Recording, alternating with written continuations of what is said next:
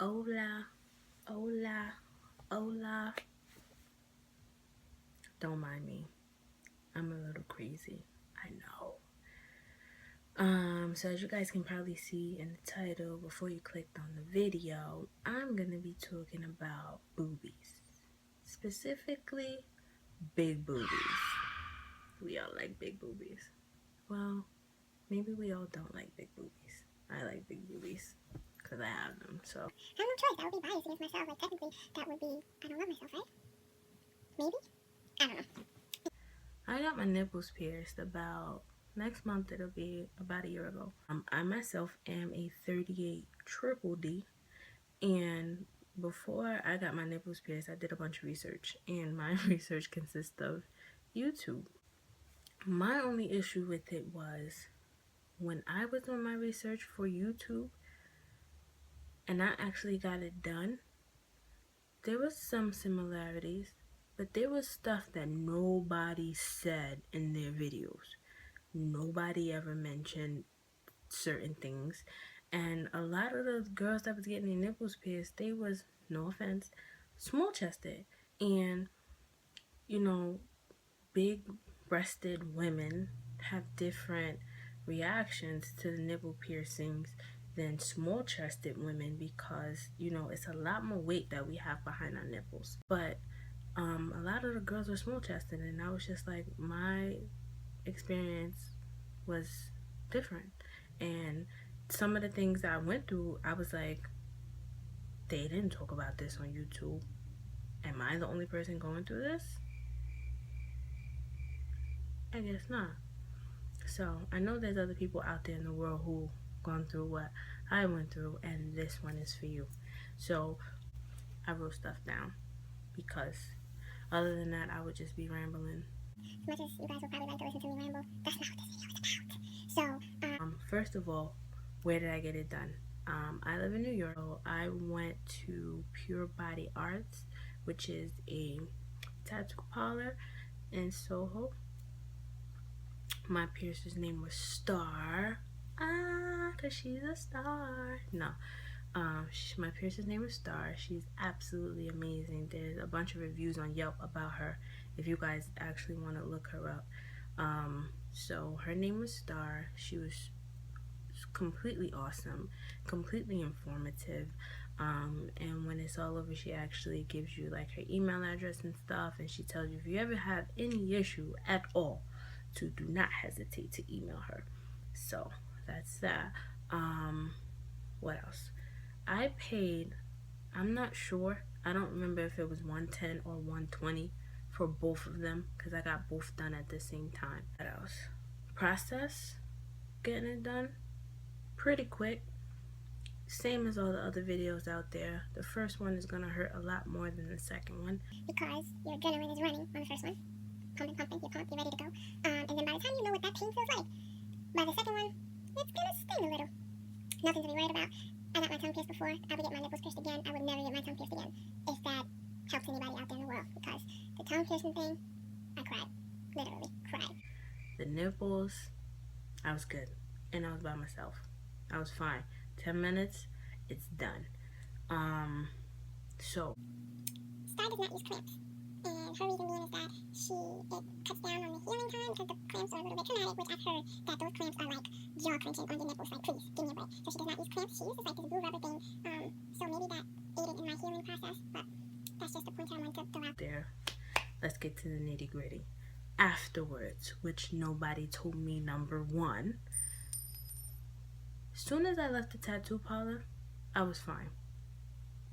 Walked about 2 or 3 blocks to my car, get in the car, I was fine.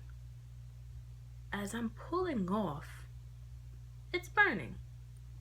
Burning some more. So I'm thinking it's like, okay, maybe it's the seatbelt. Let me adjust my seatbelt, driving home. It's still burning. Get all the way to a friend's house. I pulled in her driveway. I tell you no lie. I had to lay in my car for about a good hour. It was just like swollen painfulness. I guess because it was like swollen and all the adrenaline had finally ran off from my body, and it got to my body was kind of like, whoa, bitch, what you just did to me? It was pain all up in here. Like I wasn't trying to get out of the car. Like I wasn't gonna even push myself. So I just lay back. It was just very uncomfortable. That's what nobody told me, number one. Um, I swell a lot. I don't know about you guys, but on my past piercings, I've learned that I swell crazy. So, of course, before I left Star, I was like, you're gonna swell. If you swell a lot, I would put ice, couple of days, 3 or 4 days, ice packs. Boom. What I did was took Ziploc bags, threw ice in them, wrapped them in paper towels. No rags, no regular towels because they hold germs. Wrap them in paper towels. Paper towels are disposable. Every time you're wrapping, every time you're icing, you have new paper towels. Wrap them in paper towels, and I would like loosen the straps on my bra and literally stuff it in my bra so that it was laying on my nipples, and I would like leave it like that until the ice melts, and then that was it. I did that for 3 or 4 days immediately after um, getting my nipples pierced, which a lot of other people probably did too because the swelling is crazy. Um, like I said in the beginning, Star did tell me that, girls with larger breasts, the healing time's a little bit longer because you have a lot more going on behind your nipples, girl. You got a lot more going on. You got a lot more going on. So just expect it to be, a little bit different. Okay? um first couple of days I used what's it called? Sterile saline solution. And it's kind of like, I don't know if you guys ever seen like wound wash and you kind of like spray it out. I did that for about 3 or 4 days, twice a day, once when I woke up, once before I went to sleep.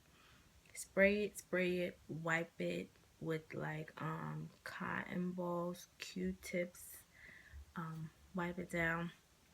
This is immediately after you're getting your nipples pierced. I did that for about 3 or 4 days. So once my swelling went down a little bit, my nipples were still tender to the touch, and they were still sore. So I started sea salt soaks, SSS. Yes, I started my sea salt soaks. Sea salt soaks, tongue twister. Sea salt soak. Sea salt soak. Sea salt soak. That's how I say that super fast. Anyway, 1/4 teaspoon to 8 ounces or 1 cup of water. I used it warm, so I would pour out my water. My measuring cup had like, measuring cup. Why do I have to explain it? Pour the water into the measuring cup. Pop that measuring cup in a microwave, 20 seconds. Take it out. Pour my sea salt in. Stir it up. I would, which probably shouldn't was supposed to do, but we live and we learn. I would use my finger to check and see if it was hot because I wasn't trying to burn my nipple. It was sore. I wasn't trying to burn it. See if it was too hot to touch. I wanted it warm, but warm enough where I can stand it. Pour it into a shot glass. Pop the shot glasses on my nipples. Sat like that for 30 minutes. That helped a lot. Warm sea salt soaks are your best friend. I swear they are. What was I saying? What nobody told me, number 2? Yeah. Warm sea salt soaks are your best friend. I swear. 2-3 times a day. I did mine twice. I did it once in the morning, once before I went to bed. So your piercer's probably gonna pick your bars for you. What I have, so me and one of my other friends, she actually got her nipples pierced as well. We both are big chested. With me and her, we both went to the Star. Both of our bars had to be switched out because our nipples were swelling over the bars. Went into her, switched the bars to longer bars. That was a teeny tiny bit uncomfortable, might I add. what nobody told me. Number 3, if you have to get your bar switched, it's a little uncomfortable. Your nipples are gonna act crazy. Your nipples are going to crust ridiculously. Your nipples are going to lymph. And what I say by length, what I mean by lymphing is that it's gonna start oozing some white stuff. That's what we're gonna call it, white stuff. You'll know what I'm talking about when you see it. It's gonna start oozing some white stuff. That's called lymphing. Look it up on Google because I'm not gonna tell you no wrong information. They're gonna lymph. They crust it ridiculously. They still crust sometimes. Like sometimes my boyfriend's like, "Why are your nipples so crusty?" Boy, bye. Get out of here. So yeah, that's just a part of it. It's just going to happen. Padded bras are your best friend. Let me say this one more time. Padded bras are your best friend. Yes. Listen to your fairy godmother. I can't tell you. No, I'm gonna give you an example. I decided that I wanted to be cute, because let's just throw it out there and call it what it is. I decided I wanted to be cute, and I decided I wanted to wear this cute bra that I had. I don't know what, I think I was going out on a date or I was doing something, but I had a cute bra. It was online, and I was like, this had to be like 5 or 6 months in that I had my nipples pierced already. And I was just like, yeah, we're gonna do this. This is what we're gonna do because this is cute. Do you know that it was freezing outside? And do you know that my nipples was killing me the whole night? The whole night. So imagine a hard nipple with a bra on top of it that's just rubbing. Just rubbing and rubbing and rubbing. That's some uncomfortable shit. Like, I was uncomfortable. And I was just like, oh no, we're not doing this. Listen to me. Listen to me, child. Padded bras are your best friend. You wear a padded bra from the beginning and you do not stop. I swear. The hanging will hurt after a while. And I have to go put on a bra. Or I'm clumsy, and if you're clumsy like me, child, I'll be walking past something and smack my titty on something and my nipple ring is bleeding, and girl, we're not gonna go there. But padded bras are your best friend. And I think that's it. If you guys have any questions for me, that's everything I wrote down. Oh, tea tree oil. Did I talk about? So at one point in time, I was reading and they said like sometimes when you're about to get your period or something, like, you're going through your cycle, it messes with your nipples. Like they start to act out like the rest of your body. You get pimples, you get water weight, your nipples will act out too. And my nipples, like they were like almost acting like they were irritated. So what I read was that tea tree oil, 100% virgin tea tree oil, I got it from Rite Aid, a little small bottle of tea tree oil, and you put that in your sea salt soaks, one drop. One drop. It's been so long. I should have did this earlier. I'm sorry, y'all.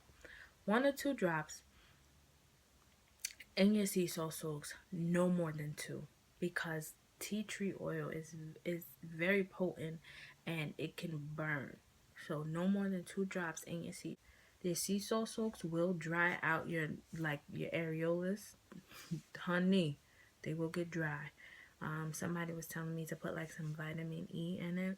I was tired of spending money. At that point, I was tired of spending money. $14. I had spent that $14 on a little bottle of tea tree oil. I was like, guys, please.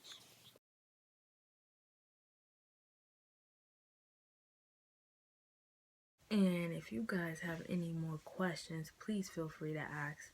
Especially you ladies out there with the D's and the double D's and the triple E's and the C's and the F's and the G's. Hey, please ask me, because like I said, my experience was a little bit different from everybody else's. Like I said, we got a little bit of weight behind our nipples, so it's gonna take, you're gonna go through different experiences. Everybody's experience is different, and especially the big chested women, hey, we are going to take longer to heal. I hope I didn't ramble too much. If you guys like listening to me ramble, let me know. I'll ramble some more, okay? See you later.